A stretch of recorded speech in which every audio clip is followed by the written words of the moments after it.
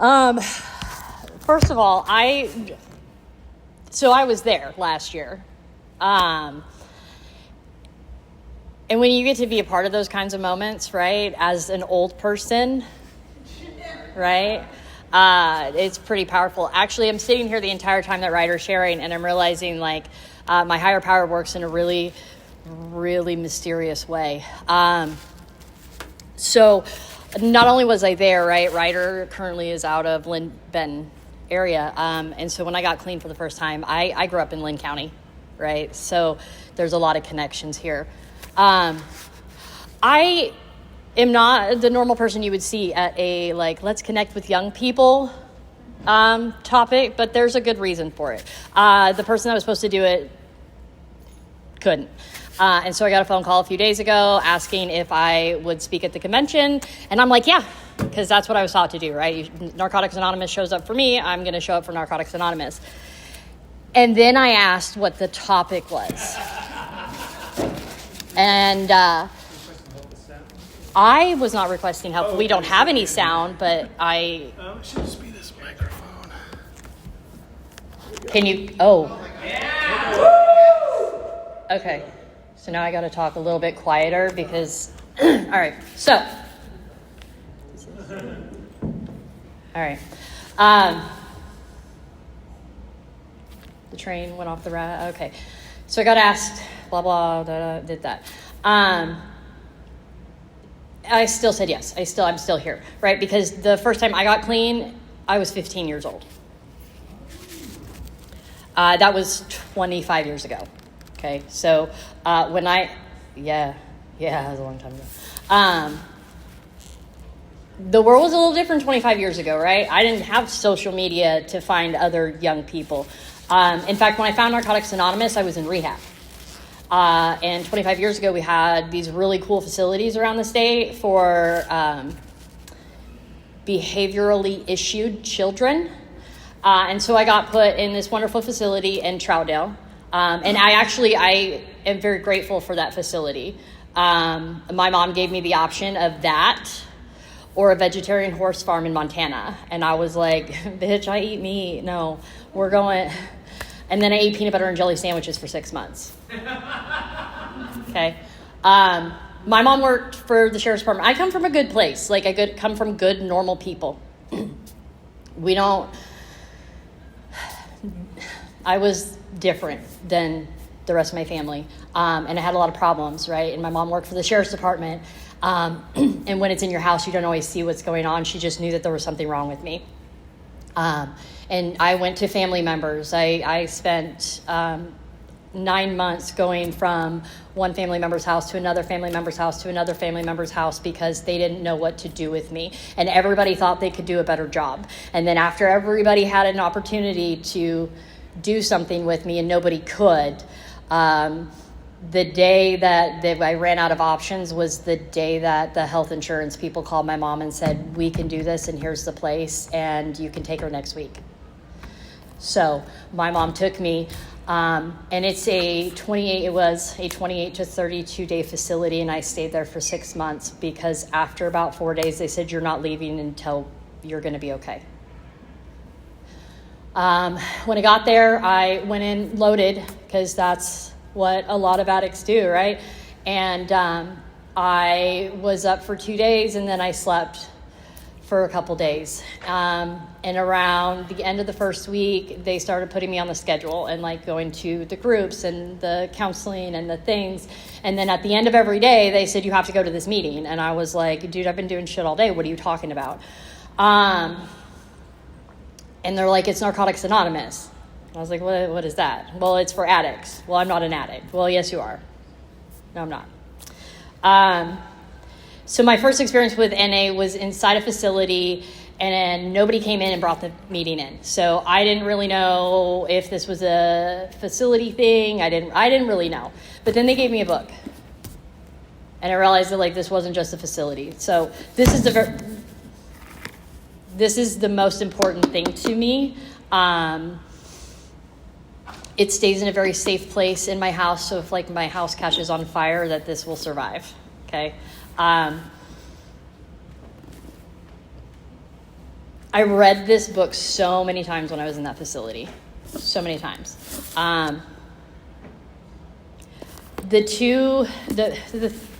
had these little cards when I was in there.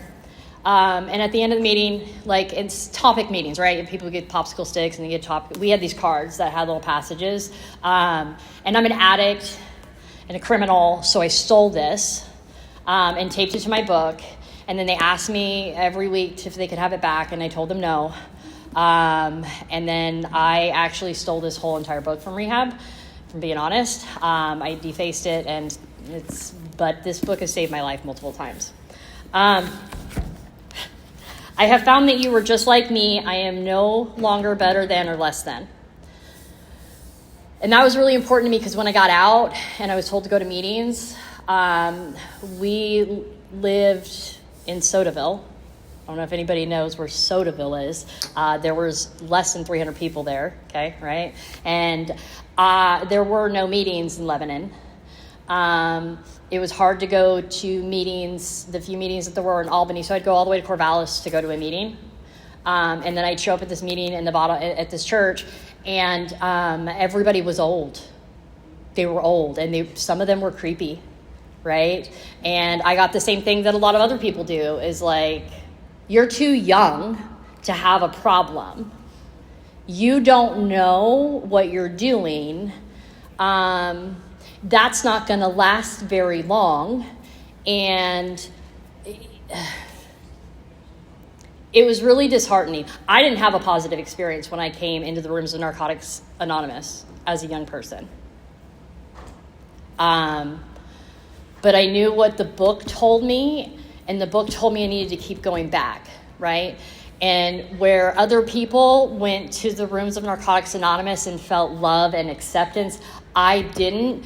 But this book told me that those meetings were going to save my life. And where I was before I went to rehab, I needed something to save my life. And so I would go to meetings, and I couldn't do 90 and 90, but I could go about twice a week. And so twice a week I would go into this room with these old people who would talk shit to me and tell me that I didn't have a problem, and drink coffee and smoke cigarettes. And then every once in a while somebody would try to have sex with me or try to get me high. And I spent so much time of my life trying to survive. I can survive this, right? But the book told me I need to be in the meeting, so I'm in the meeting, right? The book tells me that addicts are sick people, so I'm in a room with sick people, but somehow this is going to save my life. I eventually got a sponsor, and this woman hated me. I didn't much care for her either, but she was willing to work steps with me when nobody else was, okay? I'm 16 years old, and I shouldn't be here.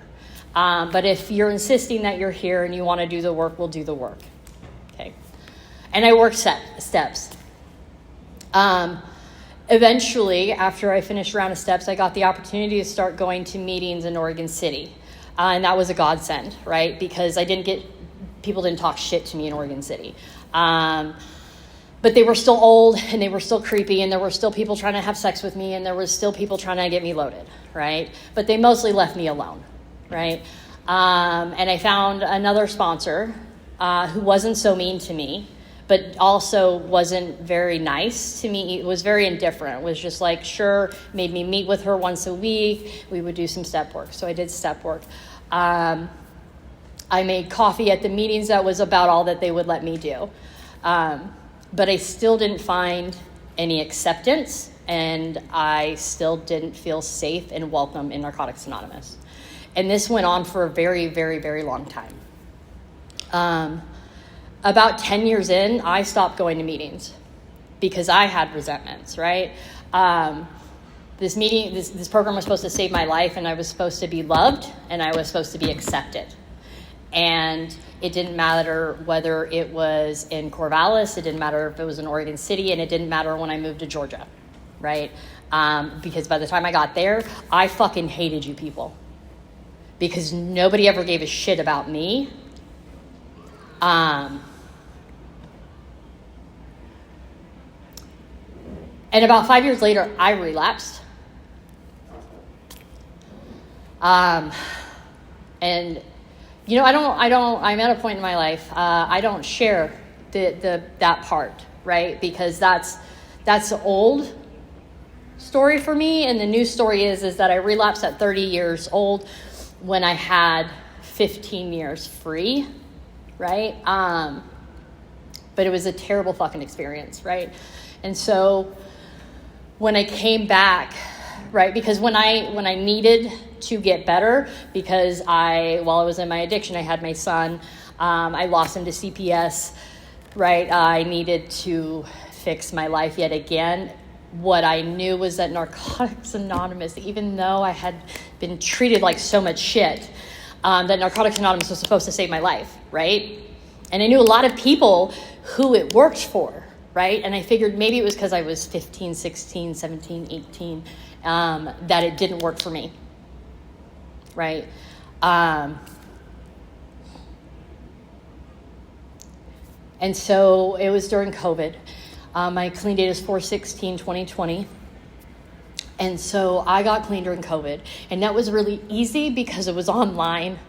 And I respect everybody who hates online meetings. I really do, because it's not everybody's cup of tea. But for me, it was a place that I didn't have to be in the same room with people who might not accept me. The exact nature of my wrongs comes from fear of rejection and need for acceptance, because I spent 30 plus years facing those in a negative way. So I could be in a meeting, I could have my camera on, and people wouldn't know. Unfortunately, when I first started going to meetings, I was also getting loaded, and I would forget to turn my camera off. I was very much, the addict getting loaded in rooms. COVID happened, getting loaded online. I was not, but eventually got a day clean, right? And then I got another day and another day and another day.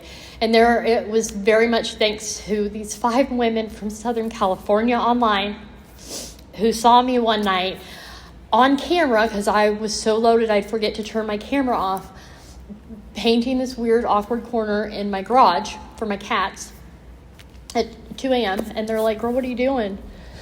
And I'm just painting. And they rallied around me, and every day one of them would contact me and send me links to meetings.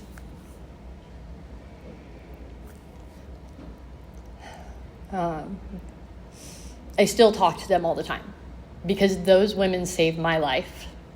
Because I didn't know that Narcotics Anonymous could actually save your life. I didn't know that you could be accepted. I didn't know that you could find love here. When meetings started to open back up, I was living in a new town. I didn't know anybody. And I still have this fear, right? Because when I got clean young, I was afraid to go to meetings. And it took me a while to go to a meeting in my community. And I went in, I didn't say anything, I got a key tag, and it left. One year I went in, I couldn't speak and ask for my key tag. Finally, around 18 months, I've been talking to people, and I finally just went into that meeting, and I was like, "Hi, my name's Aileen, I'm an addict, and I need to be here, and I need you guys to help save my life." Half of the people thought I was an aggressive bitch and was like, "Who's this girl?" And the other half were like, "Okay." I'm still in that community. I have found the love and the acceptance for Narcotics Anonymous, right? And one of the things that I make sure that I do is show that to people, right? Like, I'm just a human being. I don't like everybody. Everybody is not for me. And the cool thing is I'm not for everybody either. So, like, we have some common ground. Even those people I don't like, we have common ground. It's fine. But I don't care who you are. If you walk into the rooms of Narcotics Anonymous, I'm going to acknowledge you. Okay? We have some people in our community, like anybody else, that are just not super great people. And I will go and talk to them. Even though once we leave the rooms, I'd rather hit them with my car. Because when you're in the rooms of but when you're in the rooms of Narcotics Anonymous, everybody is important, right? When a young person comes into the meeting, I don't talk about getting clean at 15, but I bring it up. If there's somebody that looks to me like they're under the age of 25, I bring it up just so that they know that, like, we don't have a lot of young people in our community, but that way they know, right? I have someone who asked me to sponsor them because I have that experience, because we don't have a lot of people in our community that has that experience, right? So it's a lot different now. And I'm really grateful for a lot of the changes that I see in the program, even in the smaller communities, because it gives me a lot of hope for the young people, right? Like, because they can get clean young and they don't ever have to use again, right? And if we just treat everybody like they are loved, wanted, and accepted when they walk into the rooms regardless, and don't try to tell them how to run their recovery, because it ain't my fucking business, the program that you work, we're going to have a lot more people who get clean young and stay that way. Yeah, that's all I got. Do you guys, that's it. Yeah.